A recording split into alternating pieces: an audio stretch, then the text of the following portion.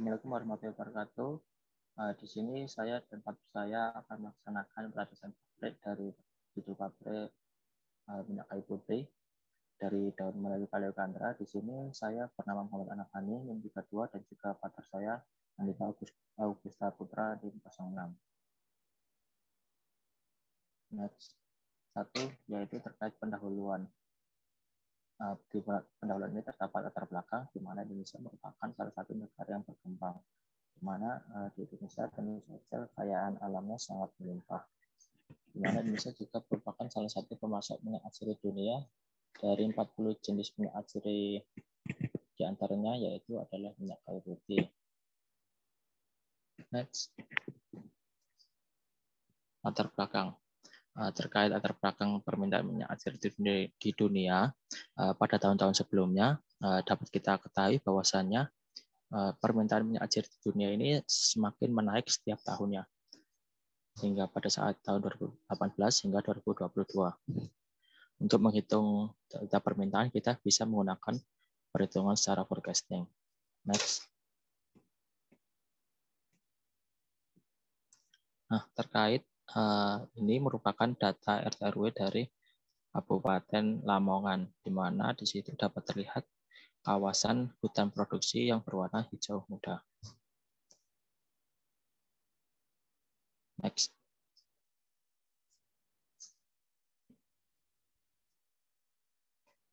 Nah, dari di sini terdapat realita penerimaan produk minyak kayu putih di masyarakat luas, dan juga terdapat kenaikan ramalan permintaan atsiri dunia dan penyesuaian wilayah, di mana ini merupakan outline dari pembahasan pendahuluan, yaitu terkait rencana pendirian pabrik minyak kayu putih. Ini sangat berpotensi untuk direalisasikan. Next.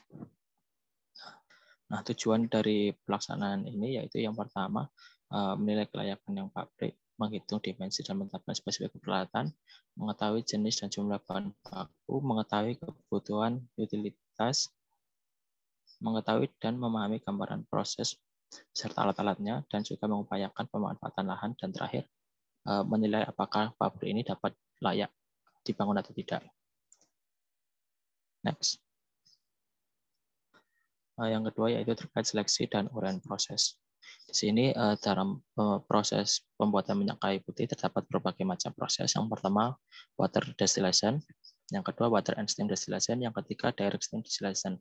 Di mana water distillation yaitu bahan yang akan dilakukan proses penyulingan memiliki hubungan langsung atau kontak langsung dengan air mendidih. Sedangkan water and steam distillation bahan baku tidak bersinambungan secara langsung karena terdapat saringan di atas air atau terdapat sekatnya. Yang ketiga yaitu terkait direct steam distillation, di mana tidak terjadi kontak sama sekali antara air dengan bahan baku maupun api, sehingga di sini yang berkontak hanya steamnya saja. Next.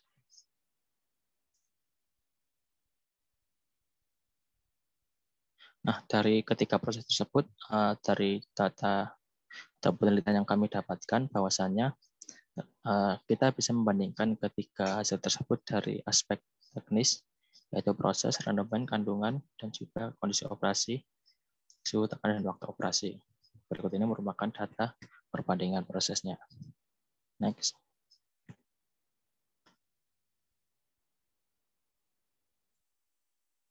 Ini merupakan perbandingan proses lanjutan dari data sebelumnya dengan yang nilai paling baik yaitu pada steam atau proses yang ketiga.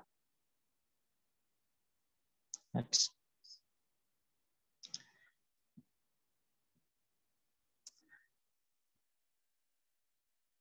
Tahap destilasi dengan steam. Yang pertama ini ada steam generation, dan juga yang kedua ada penyulingan daun dan juga pemisahan.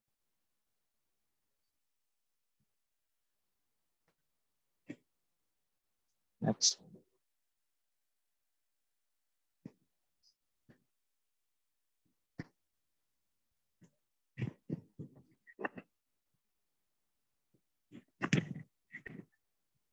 Selanjutnya kita terdapat tahap pemurnian minyak.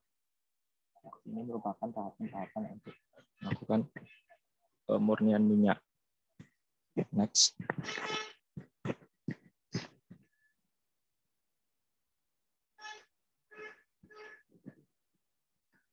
Selain tahap permohonan minyak, di sini merupakan layout dari rangkaian proses dari pabrik minyak kayu putih.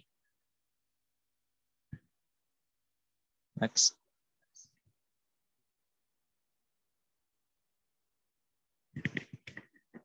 Yang ketiga yaitu terkait dasar-dasar perancangan dari pabrik minyak kayu putih. Yang pertama terdapat bahan baku dari minyak kayu putih.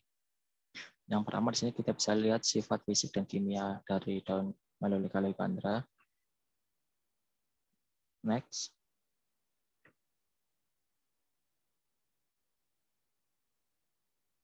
Selain itu juga dari daun tersebut terdapat komponen utama pada daun minyak kayu putih. Di mana komponen pada daun minyak kayu putih yaitu ada 1,8 sineol, terpineol, limeneol, linanol, dan juga terpen. Di mana komponen-komponen ini juga telah memiliki standar nasional SNI untuk minyak kayu putih sendiri, di mana standar nasional SNI ini memiliki berat jenis 0,9 hingga 0,93 dan memiliki kadar sineol yang untuk kelas super yaitu lebih dari 60% hingga kelas mutu yaitu 50 atau lebih bisa kurang dari 55. Next.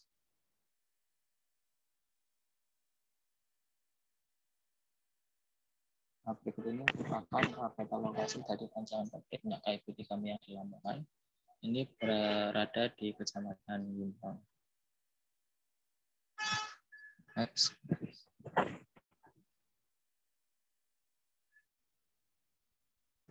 Nah, dasar dari pertimbangan lokasi pabrik yang kami pilih yaitu yang pertama terkait terdapat luas tanaman yang kami dapatkan dari perum perhutani, di mana di daerah Lamongan memiliki hutan produksi yang sangat luas. Didapatkan pada tahun 2018 luas hutan produksi sebesar 328,6,3 dan saat ini di Lamongan sudah ada sekitar 8.000 hektar tanaman minyak kayu putih yang tersebar di hutan mangrove, buluk, ngimbang, sembeng, dan juga mudo. Next. Dasar-dasar penyusunan dari neraca energi dan juga neraca massa. Nah, di sini neraca massa ini kita mulai dari daun storage, di mana menggunakan waktu operasi kurang lebih 330 hari per tahun dengan kapasitas 250 ton per tahun dan juga menjadi 757,58 kilo per harinya. Di mana dari neraca massa tahun ini sudah didapatkan hasil yang sudah setimbang atau balance. Next.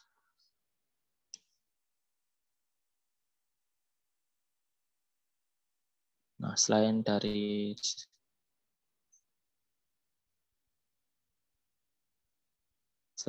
storage tadi, terdapat alat yang pertama yaitu terkait sistem destilasi tank. Dari sini juga kita dapatkan hasil yang didapatkan dari neraca massa dari destilasi tank ini sudah setimbang. Next. Nah, selanjutnya ini merupakan terkait reaksi yang terjadi pada sistem destilasi tank, di mana reaksi yang pertama yaitu terkait C10H20O7B2 yang dirubah menjadi C10H16H4O7B2 dan yang persamaan kedua, reaksi kedua yaitu C10H16 plus H2O menjadi C10H18O. Reaksi yang ketiga yaitu C10H20O7B2 menjadi C10H16 plus H4O7B2. Yang persamaan keempat yaitu C10H16 menjadi C10H16. Ini mungkin terlihat sama, tetapi pada penama ini berbeda karena bentuk dari strukturnya berbeda. Yang persamaan kelima yaitu C10H16 plus H2O menjadi C10H18O. Persamaan keenam C10H16 menjadi C10H16 ini juga sama seperti yang di atas, terlihat sama tetapi ini berbeda. Next.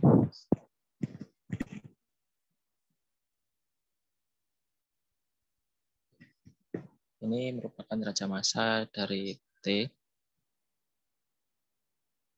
di sini juga didapatkan hasilnya, yaitu sudah setimbang. Next. Untuk kondensor, di sini juga dapat terlihat bahwasannya neraca massa dan juga di kondensor dan dekanter juga sudah balance. Next. Untuk crude essential oil storage,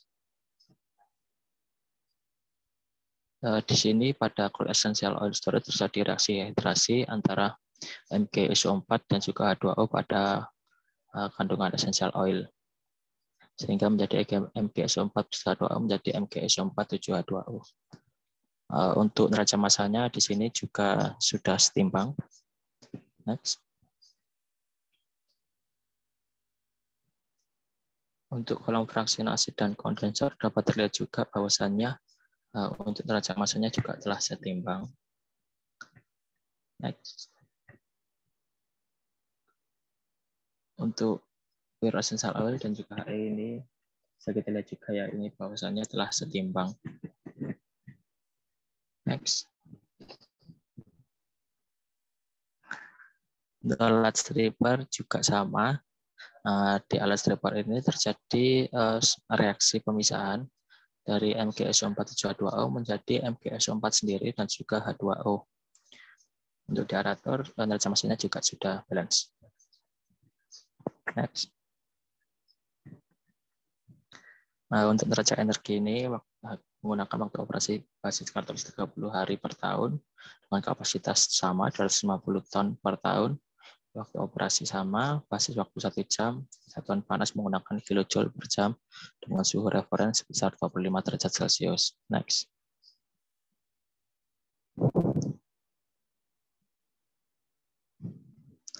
Untuk neraca energi dari sistem dialysis tank dapat terlihat di sini. Untuk neracanya ini sudah balance.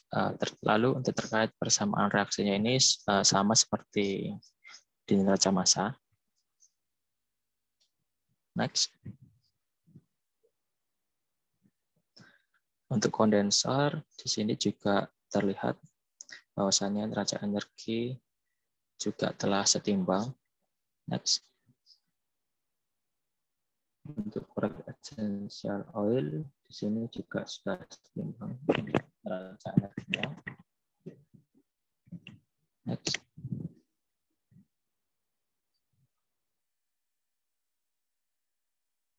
Lalu untuk alat heater, di sini juga bisa terlihat bahwasannya neraca energi yang didapatkan juga telah setimbang.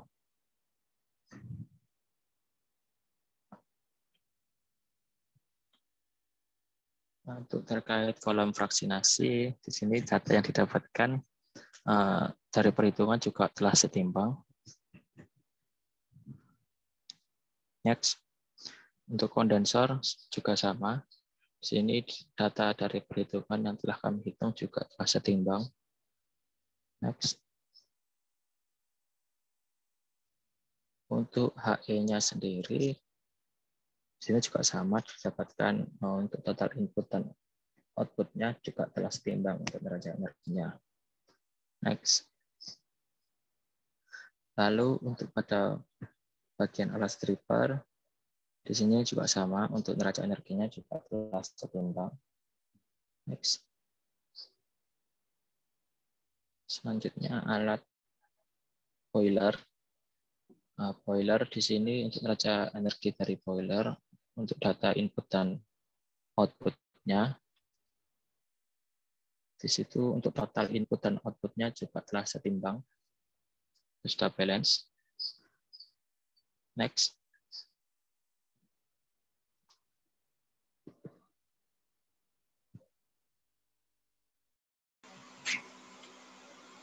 Kemudian kita masuk ke bab 5, yaitu spesifikasi peralatan. Di sini spesifikasi peralatan dibagi menjadi 5. Untuk ada yang unit reaktor, unit pemisah dan pencampuran. Kemudian yang ketiga unit penukar panas.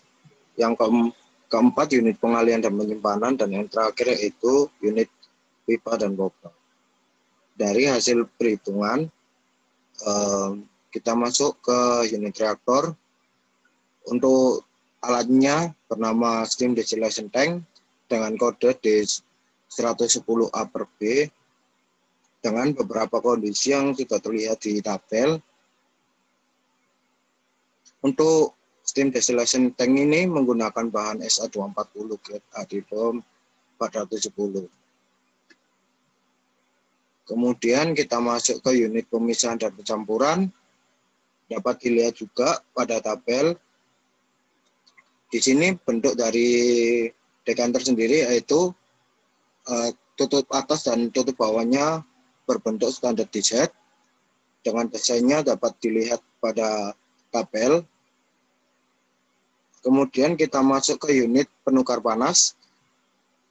Di sini alatnya kondensor, kodenya E212. Tipe dari kondensor ini merupakan cell and tube heat exchanger dengan kapasitasnya 31.881,02 dan juga panjangnya sebesar 12 feet. Untuk data-data selanjutnya dapat dilihat di tabel.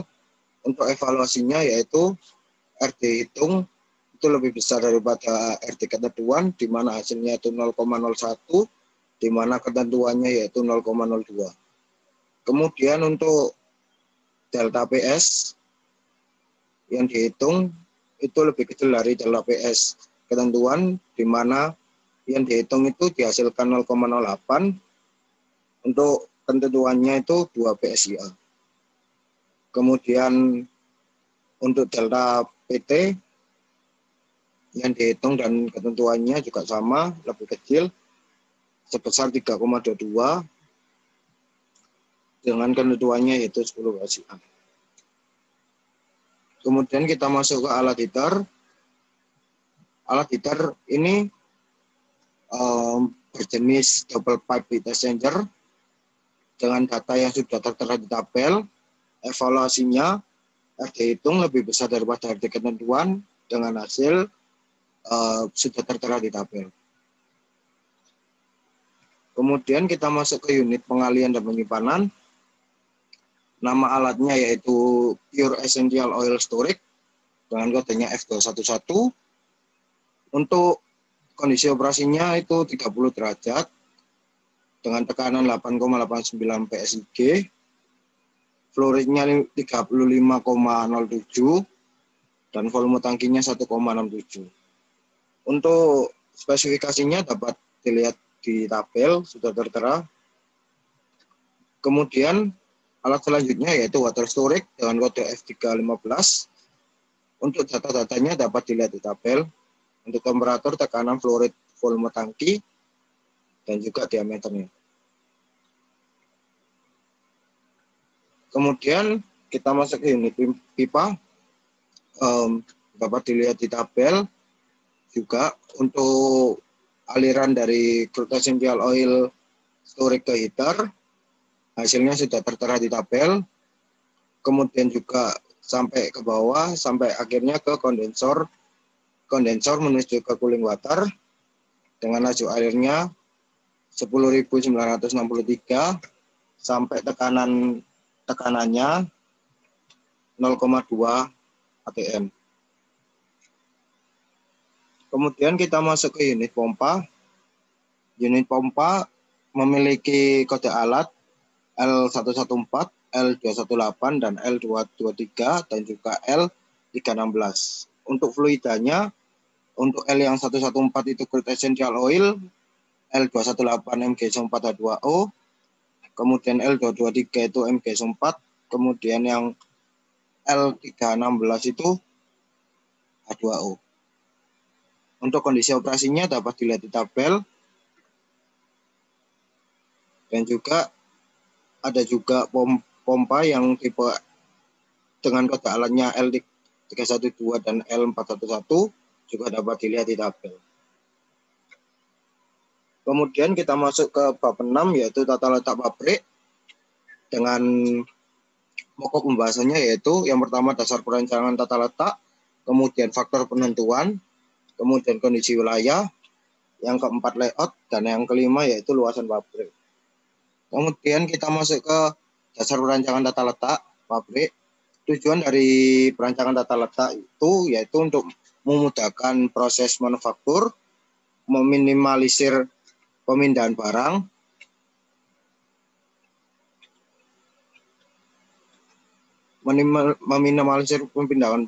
memelihara keluasan, susunan, dan operasi. Kemudian faktor-faktor dalam penentuan lokasi, yang pertama ada penyimpanan bahan baku, penyediaan bahan baku, utilitas, transportasi, tenaga kerja, pemasaran, keadaan iklim, dan perizinan. Kemudian untuk kondisi wilayah, tempatnya di daerah Kabupaten Lamongan, di Ngimbang. Kemudian berikut ini merupakan kondisi wilayah dari Ngimbang, Kabupaten Lamongan, Jawa Timur. Kemudian ini merupakan dari kondisi wilayah dari Lamongan. Kemudian kita masuk ke tata letak. Untuk faktor-faktor penentuannya dapat dilihat di slide. Kemudian berikut ini merupakan layout. Berikut ini merupakan perancangan prosesnya untuk tata letaknya, dapat dilihat di slide. Ini juga beberapa pertimbangan yang perlu diperhatikan dalam perancangan proses. Ini kelanjutannya dari slide sebelumnya. Kemudian ini merupakan layout dari perancangan proses. Yang gambar itu merupakan layoutnya. Kemudian yang samping kanan itu merupakan nama-nama alat beserta kode-kodenya. Berikut ini merupakan luasan dengan total luasnya itu 10.368 hektar. Dengan spesifikasinya dapat dilihat di tabel. Kemudian kita masuk ke struktur organisasi. Organisasi dari pabrik kita yaitu susunannya seperti ini, dapat dilihat di tabel. Dari RUPS, Dewan Komisaris, Direktur Utama, sampai ke yang terakhir yaitu karyawan. Di sini merupakan total jumlah karyawan dengan masing-masing sudah tertera di tabel dan totalnya sebanyak 44. Berikut ini adalah tingkat pendidikan dari karyawan, dapat dilihat di tabel.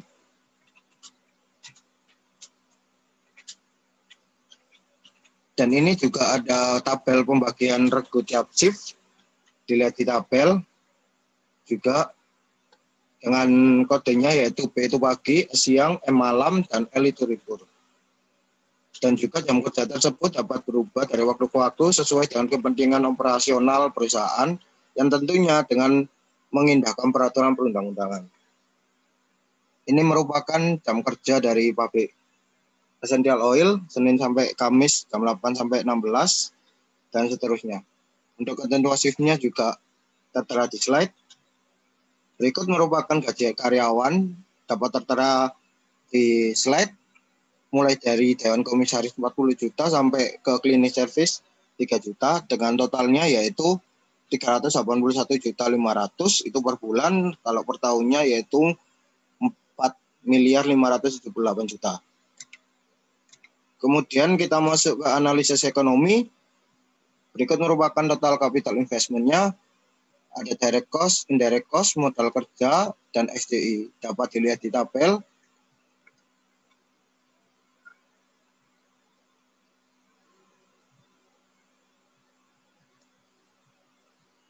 Untuk analisis ekonominya, itu ada PUT, ROI, BEP, IRR, dan SDP. Untuk PUT-nya selama 4,04 tahun sebelum pajak dan 4,75 setelah pajak. Dan untuk BEP-nya itu 59,84%.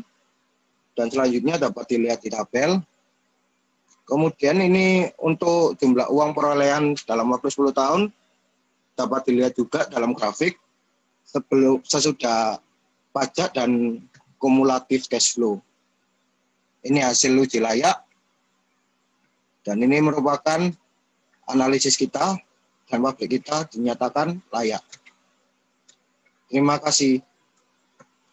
Sekian dari presentasi kelompok kami. Apabila ada salah kata mohon dimaafkan. Wassalamualaikum warahmatullahi wabarakatuh.